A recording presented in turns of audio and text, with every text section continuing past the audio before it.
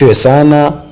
Leo neno letu litaishia hapo. Kwa majina naitwa mtumishi Magimboshi, na ningependa kusema kwamba naomba umgeukie jirani yako kwa mkono wako wa kushoto na umwambie wewe ni mzuri sana kuliko kiumbe chochote duniani na Mungu akubariki.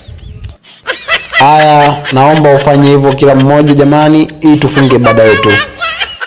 Oya, niambie bwana.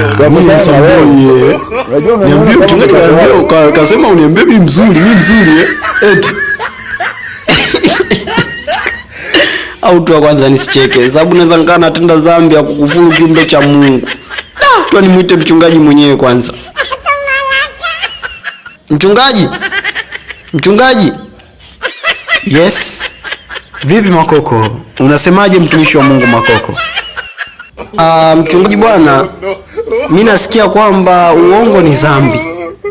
Na kwenye Biblia kabisa imeandikwa kwamba usidanganye sababu ni dhambi, hautaiona mbingu. Sasa mimi siwezi nikawa nakuja kanisani niepuke dhambi alafu nakuja huko kanisani nakuja kutenda dhambi.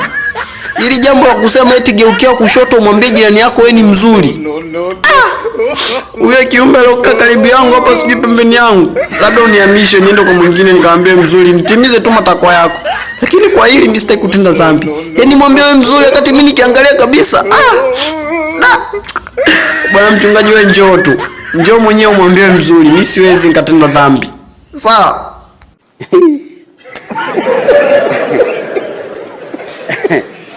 Aha.